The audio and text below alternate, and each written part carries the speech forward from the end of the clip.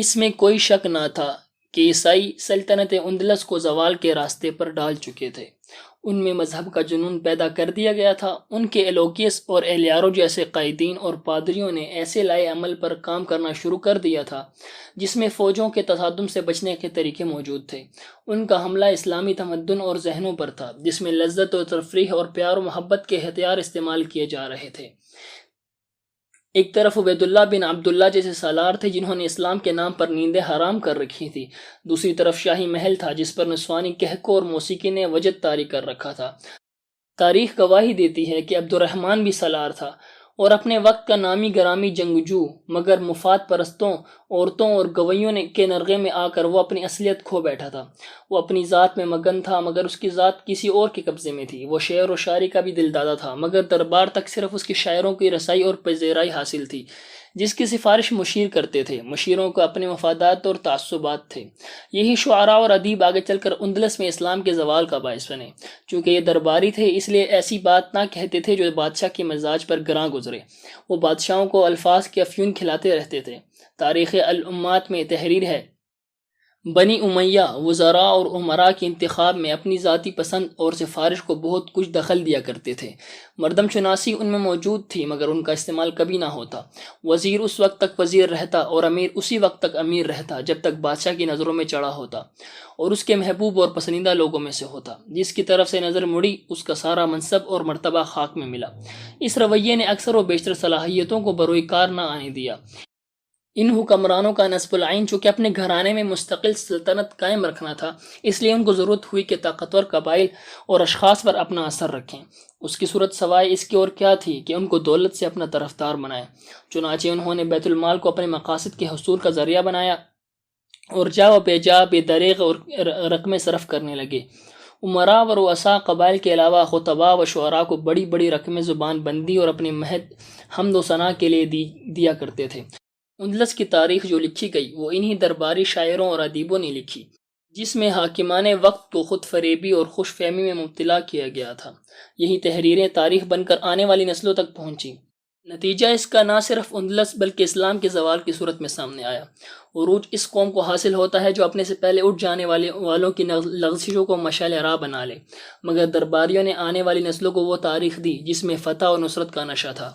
آج اندلس کے فلورا کے افسانے اور ڈرامے لکھے جا رہے ہیں اور اسے کسی نہ کسی مسلمان پر عاشق ہوتا دکھایا جا رہا ہے، مگر حقیقت یہ تھی کہ فلورا جو سلطانہ ملکہ تروب جیسی حسین تھی اور جو نوجوان بھی تھی، مسلمانوں کے لیے سراپا نفرت تھی جس کا اظہار اس نے قاضی القضات کی عدالت میں کیا تھا۔ ہم اسے عشق اور محبت کے ڈراموں کی ہیروئن بناتے ہیں۔ عبد الرحمن ثانی کے دور حکومت میں اسلام کے پاسبان اونگنے لگے تھے اور تحریک مولدین کے پیروکار راتوں کو بھی نہیں سوتے تھے۔ وہ ہر محاذ پر سرگرم تھے۔ کچھ مردان حر موجود تھے جنہوں نے اپنے تلوار کی جوہر دکھا کر اور بعض نے تبلیغ اسلام کے لیے دن رات ایک کیا۔ اس کا نتیجہ یہ سامنے آیا کہ عیسائی اسلام قبول کرتے چلے گئے مگر یہ دو حصوں میں بٹ گئے، ایک دل و جان سے مسلمان ہوئے اور دوسرے ظاہری مسلمان اور باطل میں عیسائی رہے۔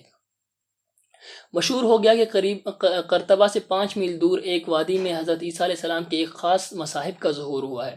وہاں ایک چٹان پر ایک درخت کی ٹہنیوں میں ایک ستارہ چمکتا ہے، پھر اس کے مصاحب کی آواز سنائی دیتی ہے۔ وہاں ایک قدیم گرجے کے کھنڈر تھے۔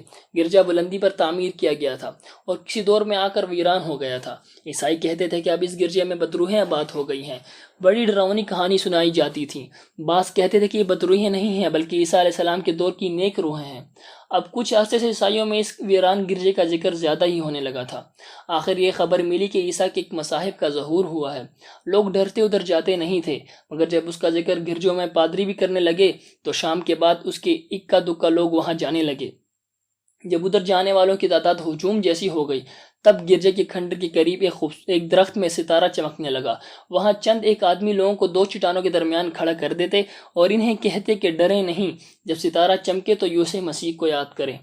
ان دنوں راتیں تاریک تھیں۔ چاند آدھی رات کے بعد اوپر اٹھتا تھا۔ ایک رات لوگوں کو 2 چٹانوں کے درمیان کھڑا کیا گیا۔ ان کے سامنے ایک چٹان تھی، اس کے پیچھے ایک بلند پہاڑی تھی جس پر گھنے درخت تھے اور ان درختوں میں بلندی پر ویران گرجا تھا۔ ایک راستہ اوپر جاتا تھا لیکن جانے کتنی مدت ادھر کوئی نہیں گیا تھا، اس لیے راستہ جھاڑیوں اور گھاس میں چھپ گیا تھا۔ پہاڑیوں کے درمیان کبھی چشمہ ہوا کرتا تھا یا جھیل، اب وہاں دلدل تھی اور کچھ پانی بھی تھا جس میں چھوٹی قسم کے مگرمچھ رہتے تھے۔ یہ بھی ایک وجہ تھی کہ ادھر کوئی نہیں جاتا تھا۔ ادھر پہاڑیاں بھی تھیں جن پر درخت تھے، لوگ نیچے کھڑے تھے، اندھیرا اتنا تھا کہ کوئی کسی کو دیکھ نہیں سکتا تھا۔ اچانک لوگوں پر جو کھسر پسر کر رہے تھے یوں خاموشی طاری ہو گئی جیسے سب مر گئے ہوں۔ سامنے پہاڑی کی ڈھلان پر انہیں ایک درخت میں ایک ستارہ چمکتا نظر آیا۔ آج بھی کہا جاتا ہے کہ حضرت عیسیٰ کبھی کبھی نظر آتے ہیں اور نشانی یہ ہوتی ہے کہ کسی درخت میں ایک ستارہ چمکتا ہے۔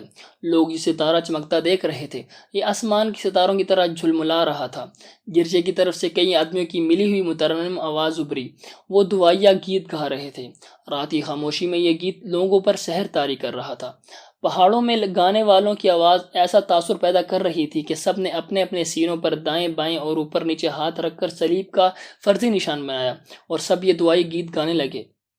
ستارہ ہل رہا تھا اور کرنیں بکھیر رہا تھا۔ صلیب کے پجاریوں ایک بھاری بھرکم اور گونجدار آواز سنائی دی، صلیب اور یسوع مسیح کے پرستاروں، میں پیغام لے کر آیا ہوں، میں آتا رہوں گا، تباہی تمہاری طرف بڑھ رہی ہے، اسے روکو، تم اسے روک سکتے ہو۔ یسوع مسیح کے ہاتھوں اور پاؤں کے زخموں پر مسلمانوں کی اذانیں نمک کا اثر کر رہی ہیں۔ حضرت عیسیٰ نے کوڑیوں کو شفا بخشی تھی، مگر وہ کوڑی کر بھی سکتے ہیں۔ وہ عیسائی جو مذہب چھوڑ چکے ہیں اپنے مذہب میں واپس آ جائیں، ورنہ سب کوڑی ہو جائیں گے۔ ستارہ بجھ گیا، رات پھر تاریک ہو گئی، لوگوں کی خاموشی اور زیادہ گہری ہو گئی، پھر کھسر پسر ہونے لگی، جو بلند ہوتے ہوتے گونج بنی، پھر شور بن گئی، آوازیں آنے لگی، اب تم لوگ چلے جاؤ اور اپنے اعمال پر نظر رکھو، کل پھر آنا، شاید ظہور پھر ہو جائے۔ لوگ ڈرے سہمے ہوئے اپنے گھروں کو واپس چلے گئے۔ یہ واقعہ ایسا نہ تھا کہ انہیں لوگوں تک محدود رہتا جنہوں نے اسے دیکھا تھا۔ وہ پسماندگی کا زمانہ تھا، تعلیم نہ تھی، لوگ سنسنی خیز واقعات کو سچ مانتے تھے، ان سے لطف اندوز ہوتے اور جب یہ دوسروں کو سناتے تو ان میں اپنی طرف سے باتیں ملا کر ان کی سنسنی میں اضافہ کرتے۔ حضرت عیسیٰ علیہ السلام کسی مصاحب کا ظہور ایک ستارے کی صورت میں ایسا معجزہ تھا جسے ہر کوئی دیکھنا چاہتا تھا۔ ان میں مسلمان بھی تھے جو رات کو ویران گرجے تک جانے کی تیاریاں کر رہے تھے۔ مسجدوں میں بھی خبر پہنچ گئی۔ مسلمانوں نے مولویوں اور اماموں سے پوچھا کہ یہ واقعہ کہاں تک سچ ہو سکتا ہے۔ ان مذہبی پیشواؤں نے اسے مفروضہ قرار دے کر مسجدوں میں اعلان کر دیا کہ اس واقعے پر کوئی مسلمان یقین نہ کرے، یہ کفر ہے، عیسائی ہم پر اپنا مذہب کی داغ بٹھانے کے لیے بے معنی و بے بنیاد باتیں پھیلا رہے ہیں۔ ہو سکتا ہے یہ کوئی شعبدہ ہو۔ یہ فتویٰ اس دور کے مفتی اور فقی یحییٰ بن یحییٰ کا تھا، جسے دربار میں اور امیر اندلس عبد الرحمن پر اور قاضی القضاۃ پر اثر رسوخ حاصل تھا۔ اس نے کہا، اس واقعے کو نہ ماننا، اگر پھر بھی یہ ہوا تو اسے جا کر دیکھنا، مسلمانوں کے لیے شرک کے گناہ کی حسرت رکھتا ہے۔ یحییٰ بن یحییٰ کے متعلق یہ بتانا ضروری ہے کہ اسے بعض تاریخ دانوں نے قاضی القضاۃ کے لکھا ہے، جو صحیح نہیں۔ قاضی القضاۃ کوئی اور تھا۔ دربار میں جو حیثیت عبد الرحمن نے دریاب کو دے رکھی تھی وہی یحییٰ بن یحییٰ کو بھی حاصل تھی، کیونکہ وہ علم و دانش کا سمندر تھا۔ وہ قاضی القضاۃ کے فیصلوں پر بھی اثر انداز ہوا کرتا تھا۔ عبد الرحمن کے کان میں وہ ڈالتا اسے عبد الرحمن تسلیم کر لیتا تھا۔ اس شخص کے متعلق تاریخوں میں لکھا ہے، مالکی عقیدے کو عہد حشام میں بہت فروغ حاصل ہوا۔ اس کا نتیجہ تھا کہ یحییٰ کا اثر بھی حکام شاہی اور دربار پر بہت بیٹھ گیا۔ کوئی امر سلطنت بغیر اس کے مشورے کے طے نہیں پاتا تھا۔ اس کے اعزاز اور حیثیت نے یحییٰ کو سیاسی عروج کا چسکا ڈال دیا۔ وہ سیاسی امور پر بڑھ چڑھ کر حصہ لینے لگا۔ عبد الرحمن کے باپ الحکم کے دور حکومت میں یحییٰ کا سیاسی عروج قائم رہا۔ اس نے اپنے آپ کو ایک طاقت سمجھ کر الحکم سے ٹکر لی، لیکن منہ کی کھائی۔ عبد الرحمن نے اسے اپنے دور حکومت میں اس لیے اپنے آپ پر غالب کر لیا کہ اسے مذہبی امور اور علم و منطق پر عبور حاصل تھا۔ سلطنت اندلس کے زوال کو مکمل کرنے میں یحییٰ کی آنے والی نسل نے بھرپور کردار ادا کیا، اور اس نسل میں اقتدار کی ہوس اتنی زیادہ تھی کہ قوم کو سقوط غرناطہ تک پہنچا کر وہاں سے اسلام کو ہمیشہ کے لیے ختم کر دیا۔ اب مشہور ہوا کہ حضرت عیسیٰ کے ایک مصاحب کا ظہور ہوا ہے جو حضرت عیسیٰ کا پیغام سناتا ہے، تو چاہیے یہ تھا کہ جا کر دیکھتے کہ یہ شعبدہ ہے، یہ کیا ہے، اور یہ جو کچھ بھی ہے اس کا مقصد کیا ہے، اور اس کے پیچھے کن لوگوں کے ہاتھ ہیں۔ اس میں کس شک و شبہ کی گنجائش نہیں رہی کہ عیسائی تخریب کاری، بغاوت اور سازشوں میں سے مصروف ہیں، مگر یحییٰ بن یحییٰ اور مولویوں اماموں نے اسے کفر و شرک کہہ کر مسلمانوں پر پابندی عائد کر دی کہ ویران گرجے کی طرف نہ جائیں۔ سالار اعلیٰ عبید اللہ بن عبداللہ ابھی واپس قرطبہ نہیں پہنچا تھا۔ وزیر حاجب عبد الکریم اور سالار عبد الرؤف نے آپس میں بات کی کہ دیکھنا چاہیے کہ معاملہ کیا ہے۔ کہیں ایسا نہ ہو کہ عیسائیوں کو بھڑکانے اور مسلمانوں کو متاثر کرنے کے لیے یہ شعبدہ بازی ہو رہی ہو۔ ان دونوں نے فیصلہ کیا کہ شاہ اندلس کے ساتھ بات کرنے سے پہلے اپنے طور پر دیکھ لیا جائے کہ وہاں ہو کیا رہا ہے۔ عیسائیوں نے ایسا انتظام کر رکھا تھا کہ سارے شہر اور مسافات میں مشہور ہو جاتا تھا کہ آج رات یسوع مسیح کے مصاحب کا ظہور توقع ہے۔ دوسرے ہی دن ہر کسی کی زبان پر یہی الفاظ ہوتے تھے کہ آج کی رات وہ نظر آئیں گے۔ عبدالکریم کے دو بڑے قابل اور پرتیلے جاسوس رحیم غزالی اور حامد عربی رات کو عیسائیوں کے ساتھ اس پہاڑی تک چلے گئے جہاں ستارہ چمکتا تھا۔ اس ہجوم میں شاہد ہی کوئی مسلمان ہو، کیونکہ مسجدوں میں اعلان کر دیا گیا تھا کہ اس شعبدے کو دیکھنا گناہ ہے اور جو مسلمان دیکھے گا وہ نقصان اٹھائے گا۔ وہ رات بھی تاریک تھی، پہاڑی کے دامن میں دو چٹانوں کے درمیان تاریکی اور زیادہ گہری تھی۔ ہجوم بےتاب تھا، آہستہ آہستہ دعائیہ گیت کی گونج ابھرنے لگی۔ ہجوم پر سکتہ طاری ہو گیا۔ ذرا ہی دیر بعد تاریکی میں اوپر پہاڑی کے ڈھلان کی بلندی پر ستارہ چمکنے لگا۔ بہت سی آوازیں ایک آواز بن کر مقدس گیت گا رہی تھی۔ یہ گیت گرجوں میں ہر عیسائی گایا کرتا تھا۔ تمام ہجوم یہ گیت گنگنانے لگا اور ستارہ چمکتا رہا۔ ستارہ غائب ہو گیا اور ایک ایسی چمک نظر آئی جس نے سب کو دم بخود کر دیا۔ یہ چمک ویران گرجے کی مینار پر تھی جہاں عموماً لکڑی کی صلیب کھڑی ہوتی تھی۔ یہ چمک 2-2.5 گز چوڑائی میں تھی۔ اس میں بہت بڑی صلیب نظر آئی اور اس کے ساتھ حضرت عیسیٰ لٹکے ہوئے تھے۔ ہجوم میں سے رونے کی اور سسکیوں کی آوازیں بھی سنائی دیں اور فضا میں پھر وہی مقدس گیت ابھرا۔ اب کہ اس آواز میں جو بہت سی آوازیں تھیں کچھ اور ہی سوز اور تاثر تھا۔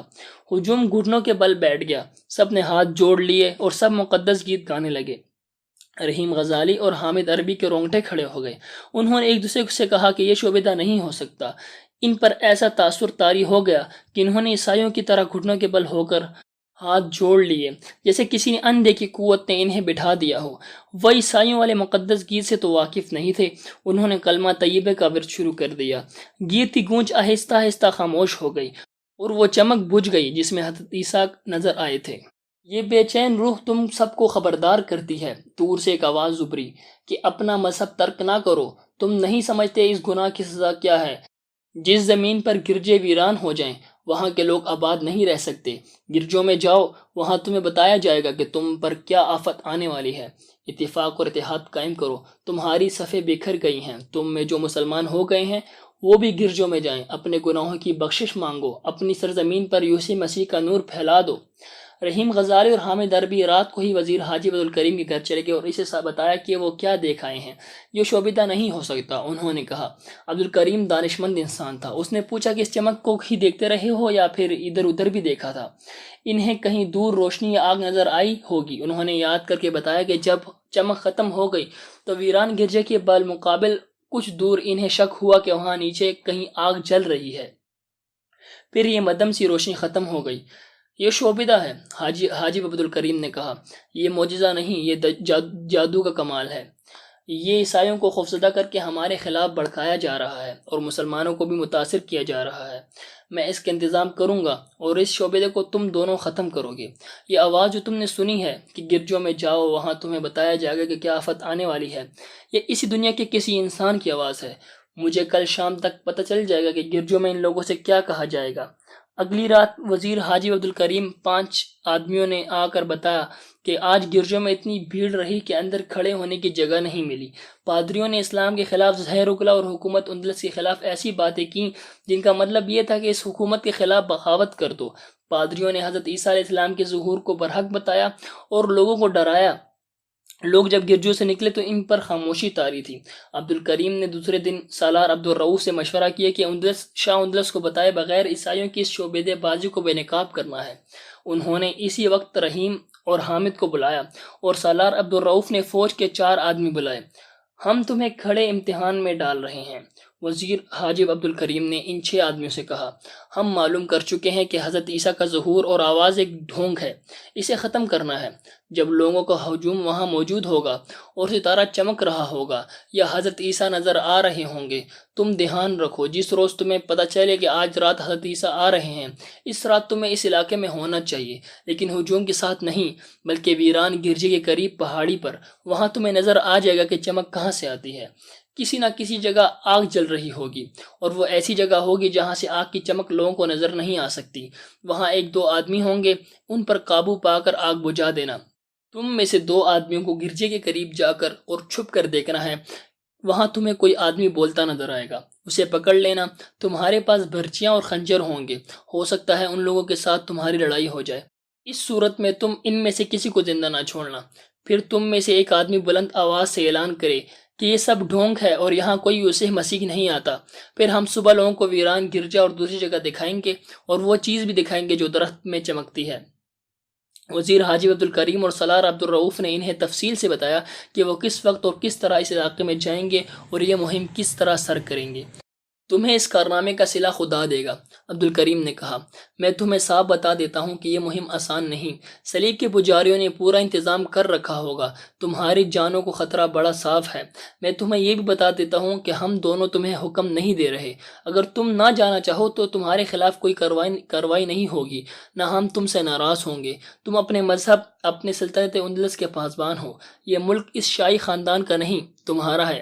تمہارے گھر میں ڈاکہ پڑے اور تمہارا باپ ڈاکوؤں کو اپنے گھر لوٹنے کی اجازت دے دے تو تم یقیناً اپنے گھر کو لوٹنے سے بچاؤ گے۔ یہ تمہارا گھر ہے، یہ ہمارا گھر ہے، ہم ہر قربانی دینے کے لیے تیار ہیں۔ ان میں سے ایک نے کہا، ہم جائیں گے، ہم کسی سے کوئی صلہ نہیں مانگیں گے، خدا سے بھی صلہ نہیں مانگیں گے۔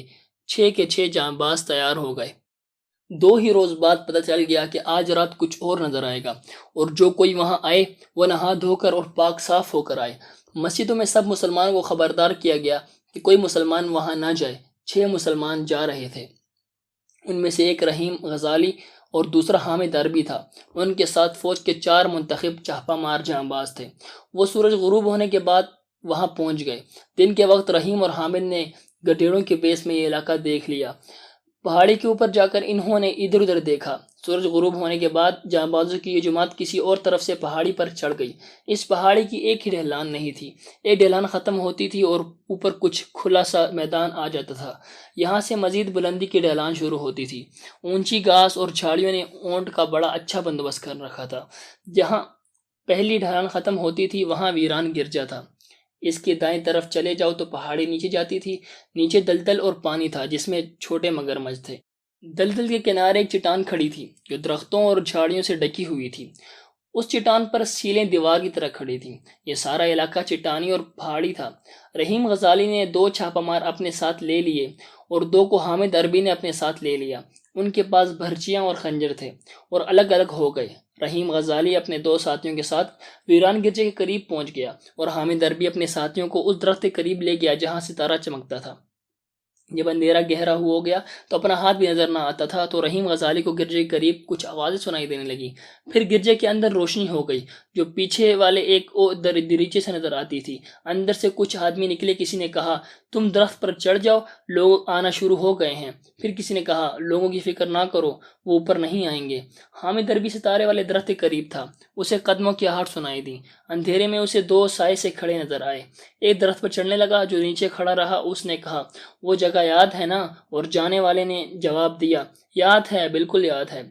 2-3 آدمی حامد عربی کے قریب سے گزر گئے، وہ پہاڑی سے اتر گئے۔ پھر اسے سامنے والی چٹان سے باتوں کی دھیمی دھیمی آوازیں سنائی دینے لگی۔ لوگ جمع ہونے شروع ہو گئے۔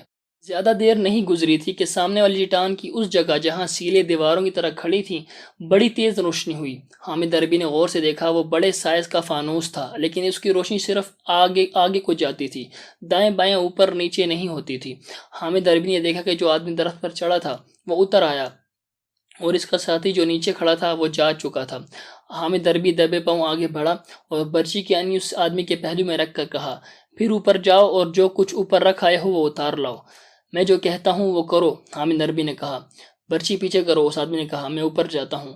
وہ درخت پر چڑھنے لگا۔ اندھیرا تھا، حامد نہ دیکھ سکا کہ وہ آدمی کیا کر رہا ہے۔ اس نے خنجر نکال لیا تھا۔ اس نے درخت سے ہٹ کر اور گھوم کر خنجر کا وار حامد پر کر دیا۔ حامد اپنے آپ کو بچا نہ سکا، خنجر اس کے بازو کو کاٹتا اس کے پہلو میں جا لگا لیکن پیٹ میں نہ اتر سکا۔ حامد عربی نے پیچھے ہٹ کر برچی اس آدمی کے پیٹ میں اتار دی۔ اس آدمی نے بڑی بلند آواز سے کسی کو پکارا۔ حامد نے اپنے آدمیوں کو پکارا۔ ادھر جو روشنی جلی تھی وہ اس طرف ہو گئی تھی جہاں حامد اور اس کے آدمی تھے۔ گرجے کی طرف سے چند آدمی دوڑے آئے، ان کے ہاتھوں میں تلواریں تھیں۔ حامد عربی نے اپنے آدمیوں کو چھپ جانے کو کہا اور خود ان کے ساتھ چھپ گیا۔ گرجے سے آنے والے زیادہ تعداد میں تھے۔ انہوں نے اپنے ساتھی کو دیکھا جو درخت کے قریب پڑا تھا۔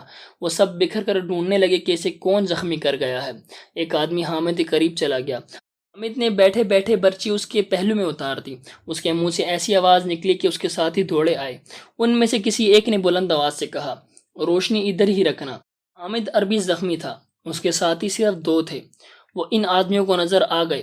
حامد نے رحیم غزالی کو پکارا اور عیسائیوں کا مقابلہ کیا۔ انہوں نے ان تینوں کو گھیرے میں لے لیا۔ ادھر سے رحیم غزالی اپنے ساتھیوں کو لیے آ گیا۔ لوگ ستارے کی چمک کا انتظار کر رہے تھے اور ادھر ستارہ چمکنے والی زندگی اور موت کا معرکہ لڑ رہا تھا۔ آج کے لیے اتنا ہی۔ اسی سیریز کی اگلی ویڈیو میں آپ سے ملاقات ہوگی۔ تب تک کے لیے اللہ حافظ۔